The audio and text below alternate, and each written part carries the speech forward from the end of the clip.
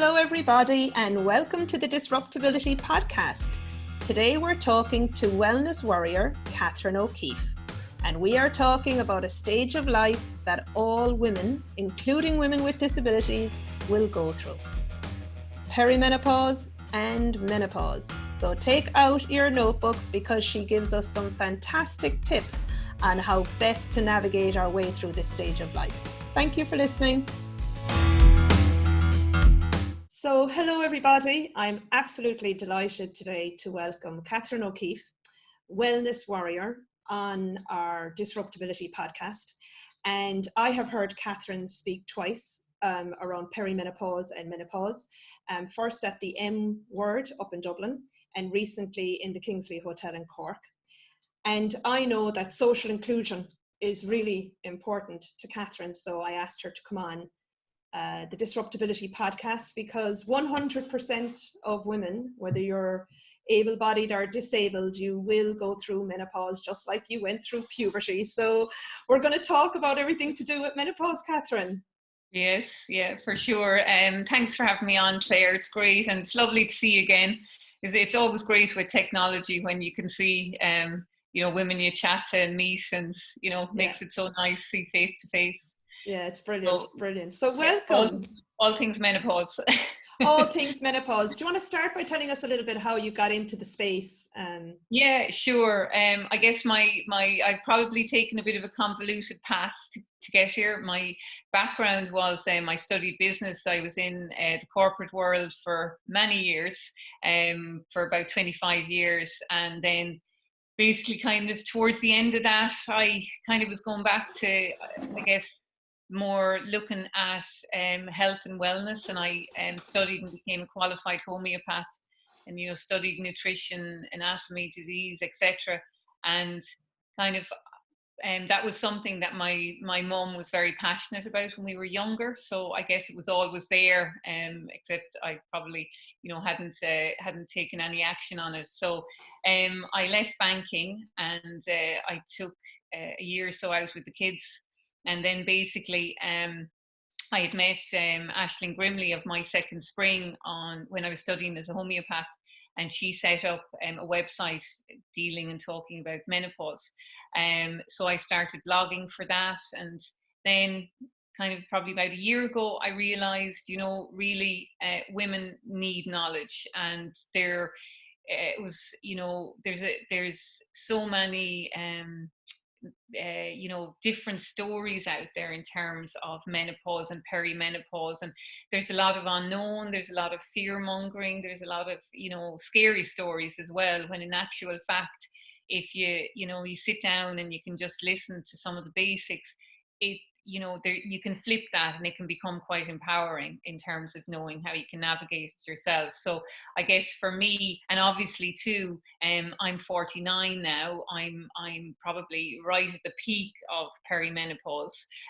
So I've gone through my own journey, my own kind of symptoms that have come up, and you have to assess every few months what's going on and things like that. So I guess I have the first-hand experience of how to navigate it as well. And I guess really as I started to look at it, and particularly in Ireland, I just saw that, we need to do so much more. And that led me to different things. Like I reached out and I became the representative for the DAISY network in the UK, which works with women with early menopause, so premature ovarian insufficiency.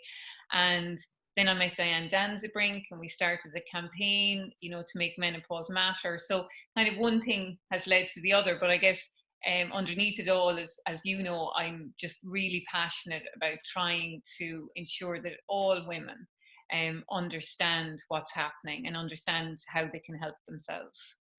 And I know when you say all women, you're doing a lot of work around social inclusion as well and menopause. Yeah. Can you tell us a little bit about that? Yeah, I mean, I think, I guess for many women, they can probably go through menopause and maybe cause a few blips along the way, but not too many. Probably I would say for 50% of the female population in menopause, there are symptoms, some are more severe. And then I also think apart from that, we also have, different groups within society that really, it's still a major taboo, and maybe it's something that they don't even feel comfortable talking about with friends, family, and certainly with GPs. So one of the areas that I have started working on, and I want to do more in 2020, is talking with the traveling communities across Ireland.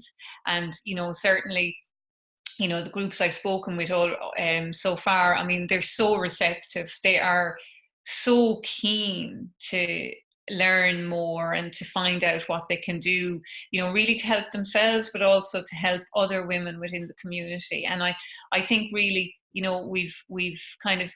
we've got to remember that it's not just the settled community that needs awareness, it's across the board. And on top of that, it's obviously, it's women, as you know, Claire, with all forms of disability, that, we need to make sure there's resources there, that there's an understanding there, whether it's in the workplace, outside the workplace, that really we're reaching out to all sectors of society. And I'm really, really passionate about that.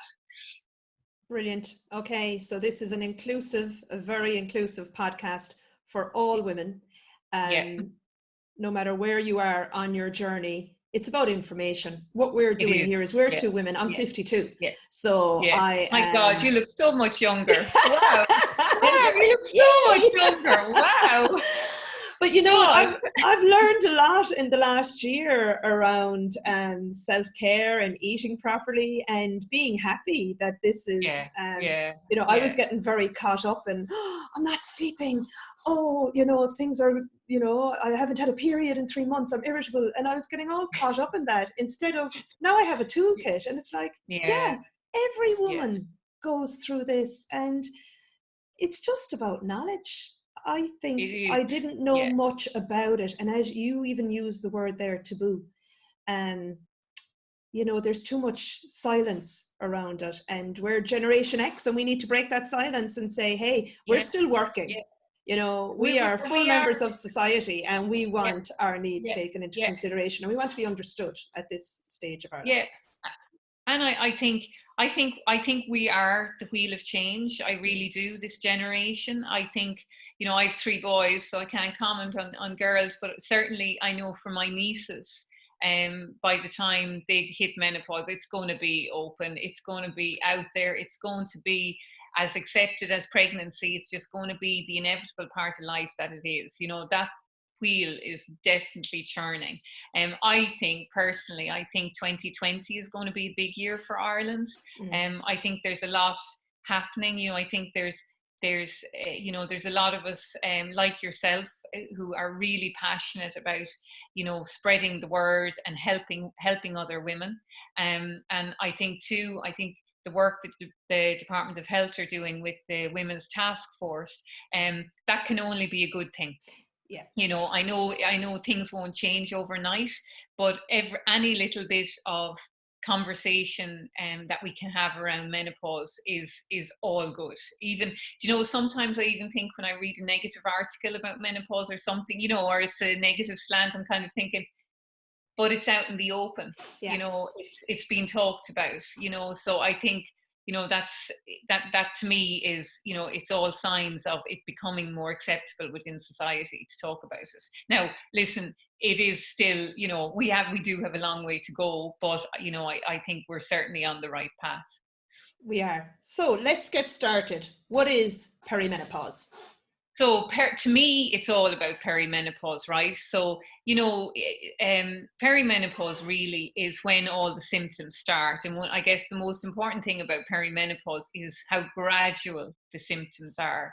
That it's not like you wake up and the next day you're in menopause. It takes months, years before you reach that point. Menopause itself is actually only one day. It's like an anniversary, a birthday. It's 12 months without a period. that one day, that's then you're in menopause. So everything prior to that, which is generally where the symptoms are at their peak, you know, where you can experience any range of the symptoms from hot flushes, night sweats, insomnia, weight gain, loss of confidence, anxiety. I mean, there's loads more. They all start to happen before you hit that 12-month anniversary without a period. So to me, it's all about perimenopause. And I would often find that women don't join those dots, and they don't maybe realize that it's so gradual. They don't see maybe their anxiety changing, or the loss of confidence, or the weight gain. And I think that can trick a lot of women.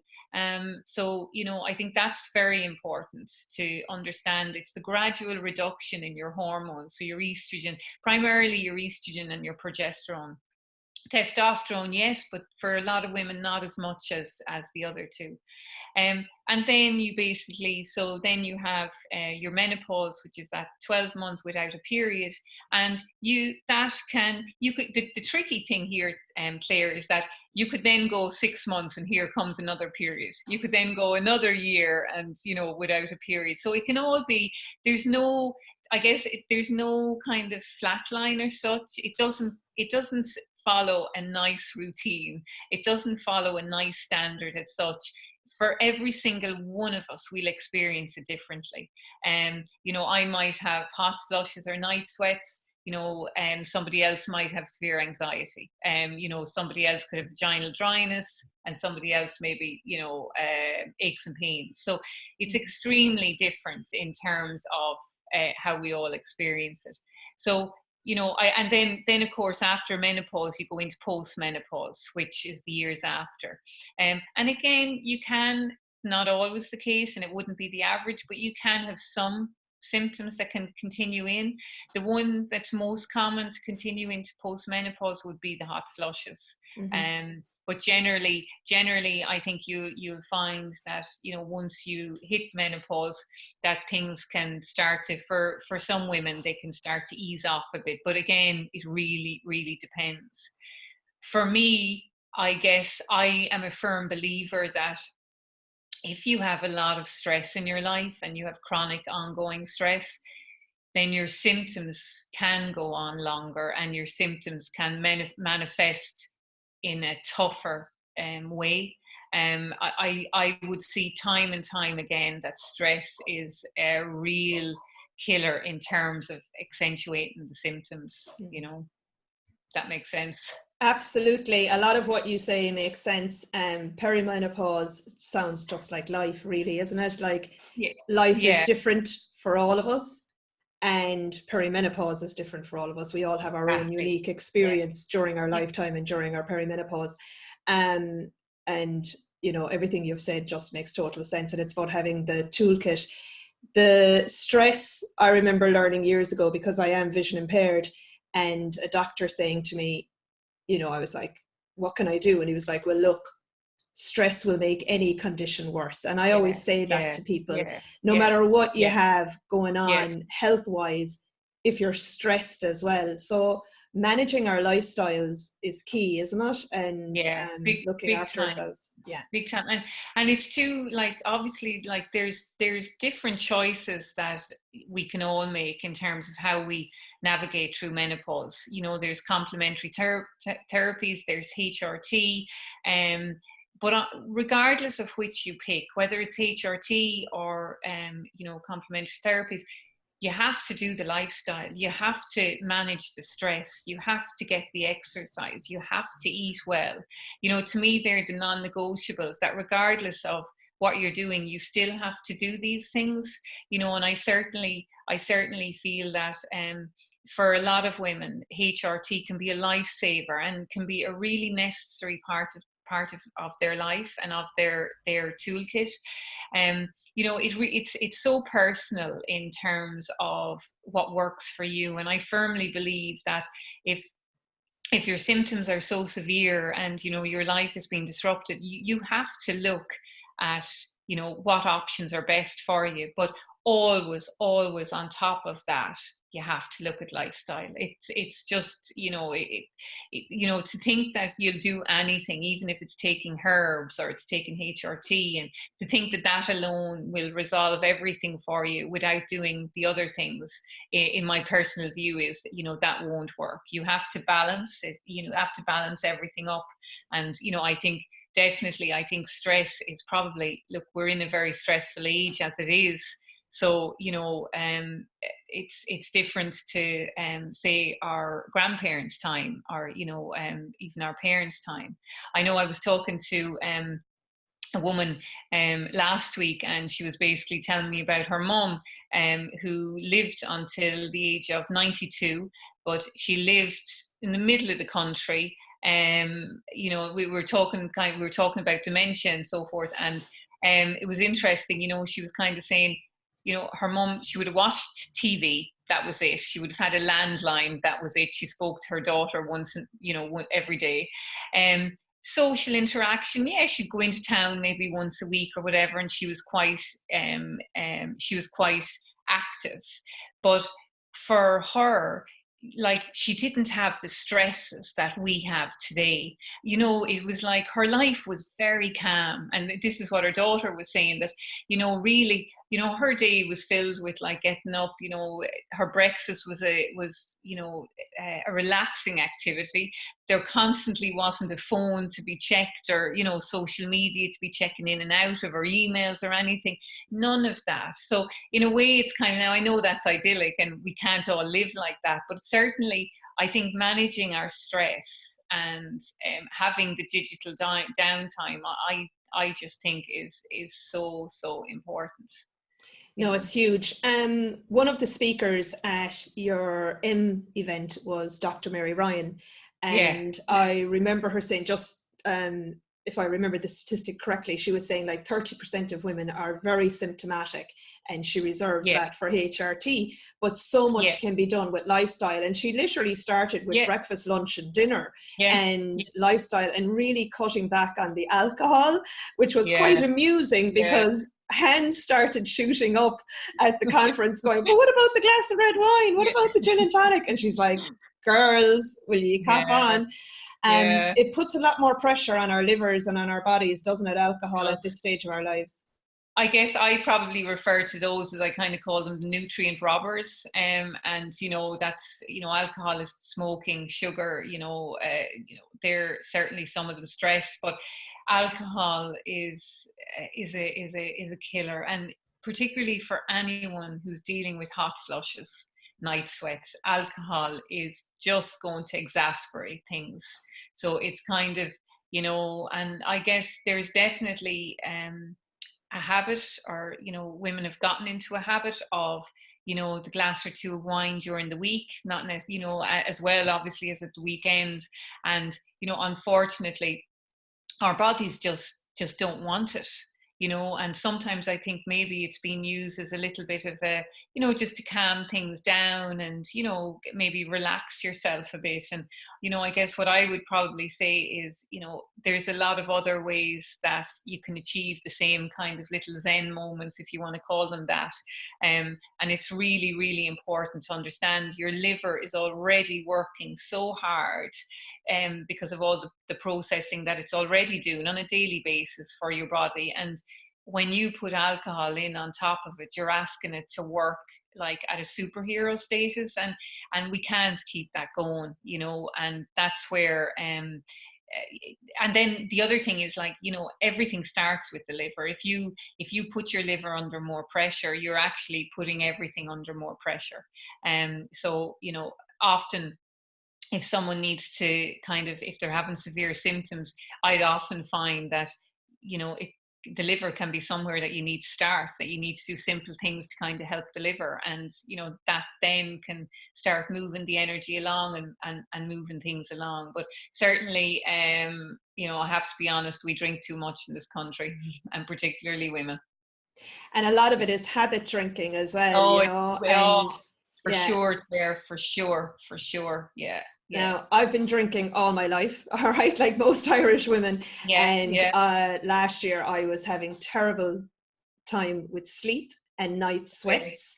And one of the things I did after the event, after listening to Dr. Mary Ryan, was I cut down on alcohol. I won't say I've quit completely, because if I really want to have a glass of red wine, I'll have it.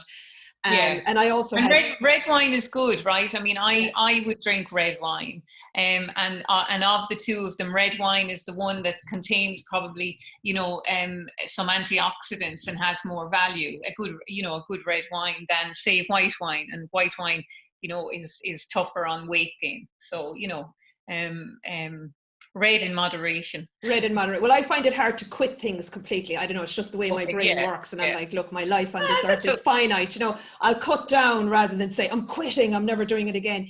But I have certainly, like, the night sweats are gone, Katherine. So if that's one thing I can share with women, and which means now I'm sleeping at night, you know. And then your next day is so much better, because if you don't sleep at night, we're all narky. We're all, you know, like you're all a bit more on edge. And what I would find is, for women who are suffering with insomnia, whatever about the tiredness, it's the anxiety.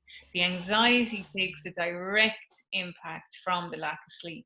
Everything becomes more exacerbated by the lack of sleep. And, you know, just when you were saying there about the wine, I'm very much the 80-20 rule. Look, I'm not perfect all the time. I run with a running group here, and the girls are often saying to me, God, are you always, you know, perfect in what you eat? I'm not. And they know me. Like, we try and go for a coffee like once a week. I'll always have my scone, I'll have a bit of cake. It is 80-20. And like you said, you know, we have a finite number of days living, and geez, you know, you have to enjoy it. You know, so I think it's important that we can give ourselves a terrible amount of guilt, and we can literally make things become stressors. So, you know, if you're thinking, I must do 5 minutes of meditation, then you're stressing because you haven't done the 5 minutes of meditation. We can be very tough on ourselves. So I very much am for 80-20. If you can be good 80% of the time, and then, you know, give yourself a bit of a break for the rest, then I think you're doing fantastic, you know. And I think that's where it comes, like with you, you know, I think it's important to enjoy a glass of wine, you know, just not every night maybe. Exactly. And when I have it, I really enjoy it, you know. Yeah, exactly.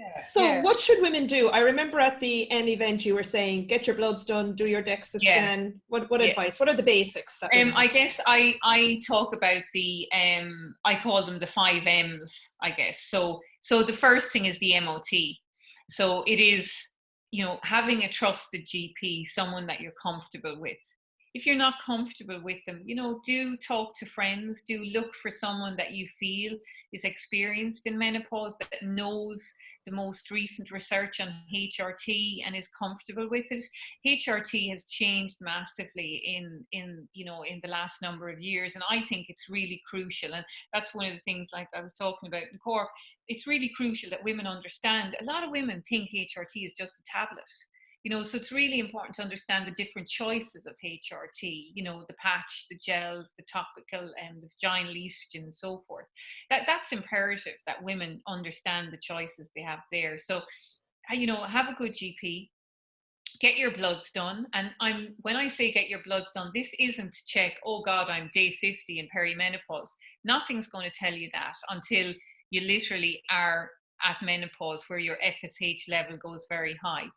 Why you want to get the bloods done is you want to check your vitamin D, your vitamin B, and your iron. And the reason you're checking those is iron, to start. If you're low in iron, it can cause palpitations, it can cause anxiety, it can cause tiredness. So you want to eliminate that as being an issue. Vitamin D has a direct impact on our bones, and also has an impact on mood. It's really important for mood. So again, you want to make sure you have a good range of vitamin D. And listen, we get no sun. Well, not enough here. So I take vitamin D oral spray. The whole family, we would start that in October, and we'll take it through probably till March, and then we stop it for the summer. But an oral spray of vitamin D, you know, most people need to take that. And then the B vitamins are really important. B12 is really important for the nervous system, and that's one that really is crucial in menopause. So, getting your bloods checked will kind of check where that's at. And when you do that, I always say to women, you can ring up the surgery and you can get your results and, oh, it's all fine, but it's really important and empowering to get a copy of your blood results, bring them home, sit down and understand the levels, understand what's a good level, what isn't. I think that's really, really important. It's taking the power back for yourself. Then also, if you might want to look at a DEXA scan, which is basically measuring the bone density. So just in terms of if there's any history of osteoporosis or anything in the family, your GP might, want to get that done. And then also there's obviously like the cervical check, the breast check. These are things we should all be doing on a regular basis. And I think the other thing that definitely needs to be more out in the open is checking the vaginal dryness, because this is an area I'm finding women are not talking about. They're not talking to their GPs about. And it's an area, Claire, that if you don't address it, it won't get better. You may have read some of the blogs I did on it, but it's something that you need to address. And again, there's loads that can be done, working with your GP on that. So that's the MOT. The other thing is moisture, water, drinking water. Now, when I say water, it's not drinking water to the extent that you're spending the day on the toilet. That would drive us all mad. But I would generally find that women are drinking a lot of tea and coffee, but they're not drinking enough water. And tea and coffee will dehydrate your whole body, and particularly your brain. And, if you're even 2% dehydrated, it affects your memory and your concentration in your brain. That's 2%. It's a very small amount. So drinking water is extremely important. Your menu, your foods, look at what you're eating, getting the right foods in there. I have a list that I sent out the other night, and you could definitely share that with your listeners if you want to, kind of the top foods that are good, flax seeds, pumpkin seeds. And it's a matter of just adding them in wherever you can into your diet, maybe sprinkling it on your breakfast, on your salads, whatever. It's just being aware of getting the right foods in, like fruits and vegetables and so forth. Then movement is key. So getting exercise. And I think with exercise, for me, it's very much, it's what works for you. Some people might love cycling. Some people might love swimming. I love running. I also do yoga. I also do hiking. Whatever it is, if it's walking around the block with a friend for 10 minutes, then let that be it. But it's important for your bones and for your mind and your mental health to incorporate exercise. And I guess the last thing I would say, and probably the most crucial, is meetups. So it is so important to keep social, to keep your friendships going, and to kind of keep meeting people. Social anxiety is one of the more common forms of anxiety in menopause. And, I would talk to a lot of women, they'd say, oh, but Katherine, I just don't feel like going out. I don't want to go out or whatever. And I'd say, okay, that's fine. But listen, baby steps. So, maybe look, instead of a big night out in town or something, maybe meet a friend for coffee, meet a friend and go for a walk. But that social interaction is so important, and we're moving more and more away from it as a society. Look at our kids. The digital temptations are so strong in terms of phones, texting, and they don't pick up the phones the way we used to and chat for hours on ends, or it's changing. And I think that, whilst it's not the same for our ages, it's definitely there. And put that on top of the fact that somebody's having a day where they're feeling, a bit wobbly, they're not feeling as confident, and then all of a sudden it's very easy to say, oh no, I don't want to go today, or I can't make it, or whatever.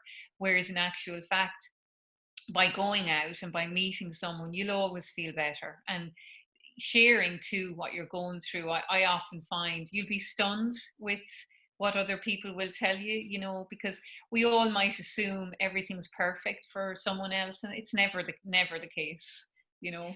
Well, that's for Um, sure. No, everyone has something going on. oh, All of that is yeah, excellent advice. And now we are women in the workplace as well. yeah, yeah, And like that social anxiety, or maybe, you know, if you had a bad night's sleep and you were irritable, but you were at home, maybe you could yeah, cope better. But now, what about women who are in the workplace and going yeah. through perimenopause and having some of these symptoms? What advice do you give them? It can be very, very challenging. I mean, like, you know, I was in the corporate environment for years, as I said, and I can imagine if it was, you know, if I was in kind of a meeting there, and all of a sudden you had a bit of brain fog and you couldn't remember a fact, or say maybe you got a hot flush, you know, whew, that'd have a direct impact on your confidence, you know. So there is definitely challenges where you are experiencing the symptoms, and I think that's where workplaces have got to make changes in terms of opening up the conversation, you know, developing policies in the workplace that cover menopause, whether it's occupational health or whether it's with HR. It has to happen, Claire. It has to, because women are working longer. If you look at now I know they're old statistics, but if you look back to 2016, there was over 300,000 women aged between 45 to 64 in the workplace. That number is only going up. It's probably 350,000 now, or maybe more, but it's only going up. So, you know, we've got to realize that we're working longer. We want to work longer. We're enjoying working longer, and it may be because of a career change, or it may be the career you're in already. And plus, most importantly, is the wisdom that women of that age have. I mean, you know, you think about the wisdom that we have between us just because of life. And it's the wisdom of life, but it's also the knowledge that you'll have learned from whatever job you're doing. You can't buy that, you know. That's just you know, it's so special, and it's years of value that really, I think, workplaces are missing. They're missing a trick if they're not realizing that they've got this fantastic pool of resources that they really need to look after. And also, the thing is, looking after them is so easy. It's so easy. You know, you're Okay. talking about, Yeah. you know, for me, I think you're talking about opening the conversation. Um, Helping your managers, or training your managers so that they know how to handle a conversation with if you know, one of their reports comes in and basically, you know, is kind of saying, look, I'm in perimenopause, I'm struggling, this is going on, this is going on. Now, if someone hasn't been prepared for that conversation, ooh, you know, that could be really tough to navigate. So we definitely have to give managers the tools to navigate the terrain as such. And I think also it's like, you know, if it's not the managers, it's occupational health, if that's, you know, if companies have that aspect, or HR, you know. And like the UK, I know, talk about the concept of a menopause champion, a menopause ambassador. And I think that is a fantastic idea, you know, because all of a sudden, you know, you have a go-to person, you have somebody that you can talk to when, you know, maybe something's not going right, or also maybe when you don't feel comfortable talking to your line manager. You know, and I think then there's practical things that can be done. You know, if you were suffering from you know, hot flushes, you know, and it's happening during the day, I mean, you probably ideally don't want to be in, you know, beside a window with direct sunlight. So maybe you might ask to have your desk moved.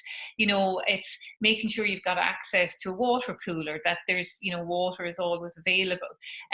You know, I think it's also kind of, it's simply opening the conversation. By even opening it, you change the environment, you know. So knowing that an employer is willing to bring this on the table and start talking about it, that changes the dynamic. And it will, it's like sowing seeds. It's the seeds of change.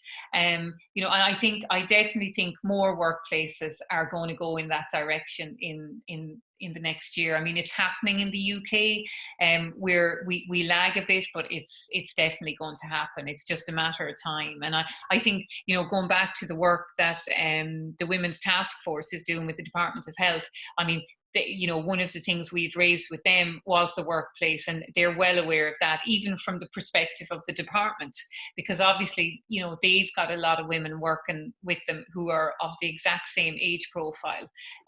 So, that's that, probably for them, it's starting at home is the first place to start, but, I think there's loads that can be done. And I think it will change. Rome wasn't built in a night or in a day, so it will take time. But it certainly will happen.